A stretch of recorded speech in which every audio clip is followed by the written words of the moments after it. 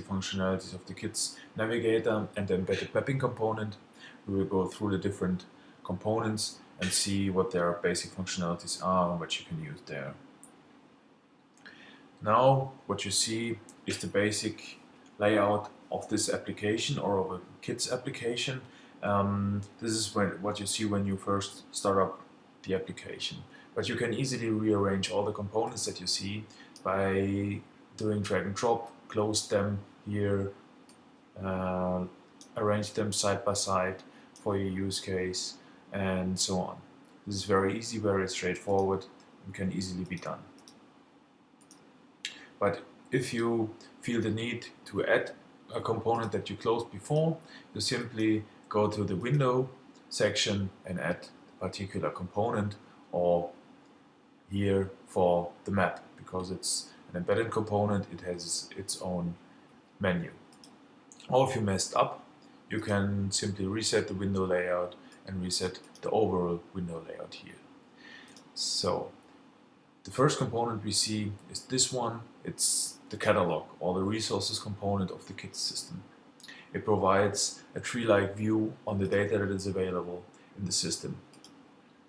And this view is not connected to the natural link of the data, but it's a virtual view that suits the workflow, that suits your needs.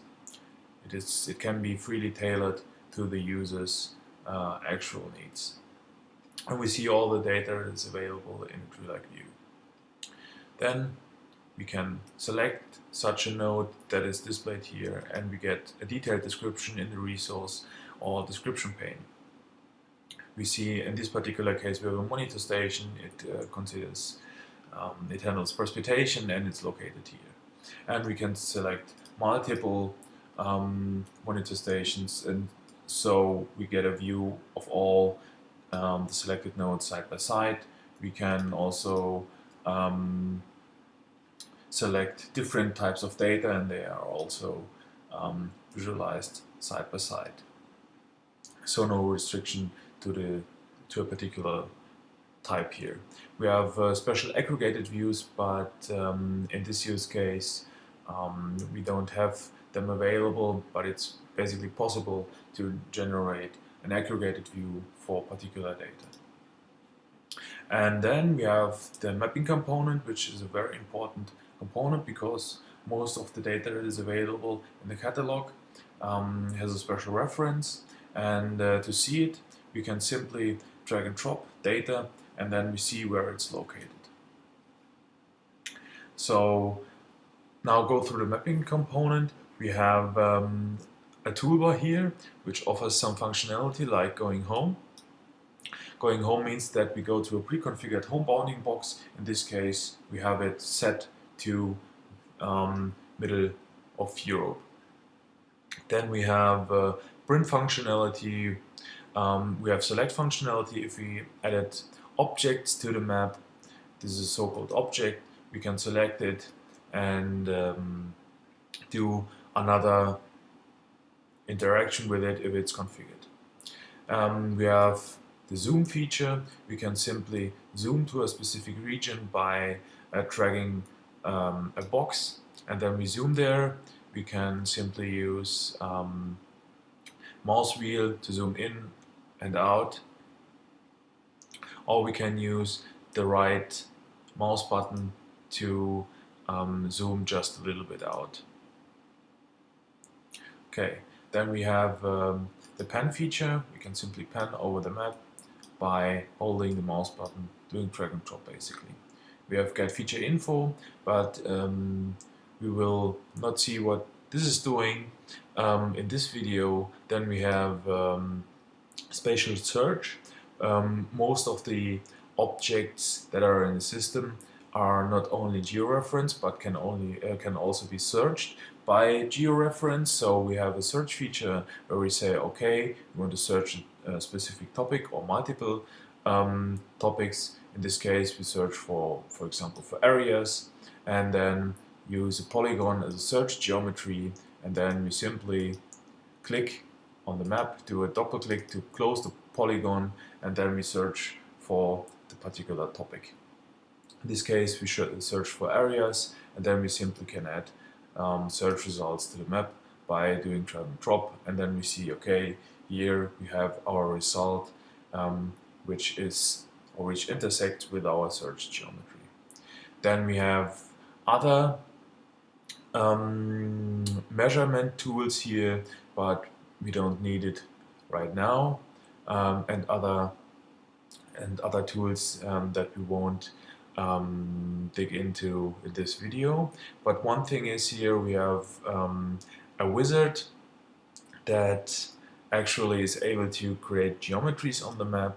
You simply can enter, for example, a geometry. Let's say it's 0.1350, and or you could open a file or drop a file here where all your coordinates are available from, and then select what geometry type is this. For example, we want to create a point from the one coordinate we just entered. We see the pattern that this converter uses, and we see an example too, and then we normally get the preview. In this case, we don't have a map configured, then we can say create. Okay, now we created a point geometry that is located here. And then we have the layer component. Actually, we only see the world map, but we could have an arbitrary number of layers which are stacked on top of each other, and then are rendered in the actual sorting. So basically we can rearrange them and layer them over each other, but we'll see how this goes later if we have more than one layer in here. For now, we just learned that we can enter, or we can change the layer visibility or the transparency here with this slider. This can come in handy if you have multiple layers, so that you emphasis on a specific layer or a specific feature in the map. Then we have the objects table, where all the objects that are currently visualized in the map are located. In this case, we have Austria, a polygon, an object in the map. Then we have our newly created point in the map, and then we can simply zoom to all the points. In this case, we zoom to the selected, or we can zoom to all of them. We can remove them from the map, and so on. This is what you can do in the objects table. Then we have the capabilities window. This is the kind of data source window for the for the map, where you have WMS, WFS, or any supported service in here, so that you can add layers to the map to get a better, more comprehensive understanding of the area, or add various features to the map, whatever you want. So basically we have the possibility to add WMS or any data source from a pre-configured list, or we can also add them by simply entering a particular URL, or simply drag and drop an URL to this list. And this is what we will do here. We'll open a browser. In this case, we search for Austrian AT WMS,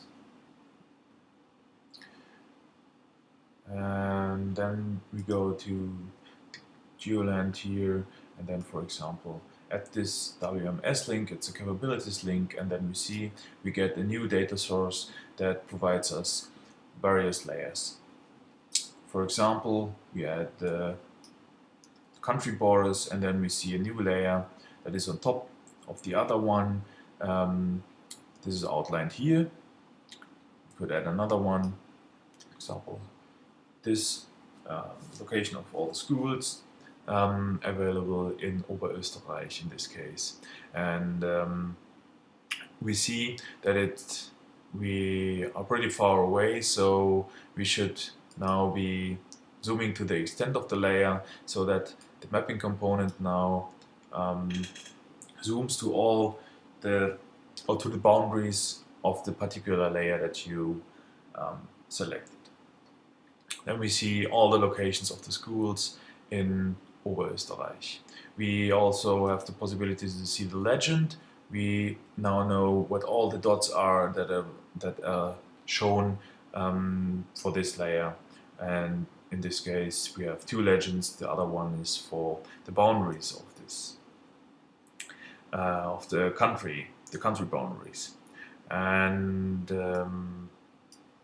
yeah, we can simply rearrange all the layers here. For example, if we put Standorte, the locations of the schools, down, and